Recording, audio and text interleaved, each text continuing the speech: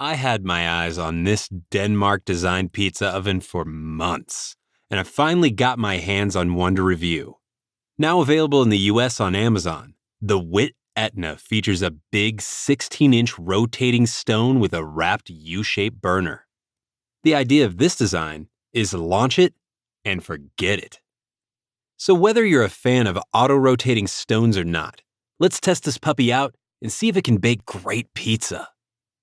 The packaging consists of a clearly marked brown shipping box and then a nicely designed retail box on the inside. Upon opening it, I noticed the oven had some small marks or scratches and a light dust. It seems like whatever dust that was inside the bag roughed up the exterior in a couple spots. Definitely not anything that will cause a long-term durability issue, but I wanted to call that out. Being that this oven weighs 59 pounds, you may want an extra hand to pull it out of the box. There's basically no setup for this oven. Just unfold the legs, but watch out for pinching your finger. It got me pretty good. At this point, I realized some striking similarities between this oven and the Everdure KILN 2 that I reviewed weeks prior. The pizza stones looked exactly the same shape, which was the first giveaway. Then I noticed the turntable is the same, and the U-burner, and the gas dials. To confirm it, I took the unique pizza stone from the Everdure and placed it in the Witt. Perfect fit. This is the same oven. I emailed both companies to see if they had any partnership and hoped that one wasn't straight up copied. Turns out, they worked on the overall development of this oven together, but they kept the exterior design work separate. So in a way I was right. This is the same oven. The difference is that this Witt ETNA has more of a portable look to it with foldable legs, whereas the other oven sits on its own base, similar to the Gosney Dome S1. I fired up both the burners on the Witt Rotante and turned the rotation on. And just like the Everdure oven, I noticed the Witt ETNA gets slightly hotter on the edges than it does in the center.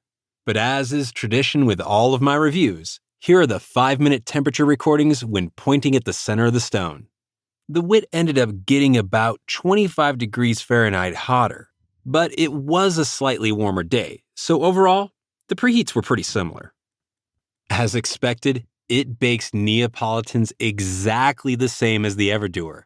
If you leave the flame on high, the pizza cooks in about 80 seconds, but the bottoms usually end up a little underdone.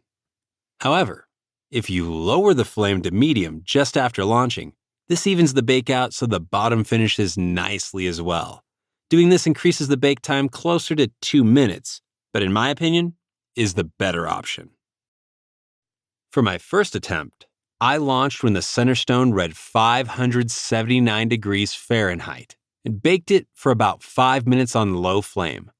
I didn't stretch out the dough enough this time, so it's a bit thicker than I'd like for a New York, but it still baked great. I like how low you can get the top flame, which allows you to extend a bake of this style to get a super crispy crust. And the understone burner crisps the bottom wonderfully. Many of you know how much I love the Halo Versa 16 for this style of pizza. Well, the Witt can bake them just as good, if not better, but retains the ability to cook Neapolitan, where the Halo cannot. And if you're debating between the Witt and the Everdure, normally, I would say go with the one you like the looks of, since they perform the same. But as of the time of this review, the Everdure KILN is over $200 cheaper. Time will tell if the Witt will go on sale like its counterpart.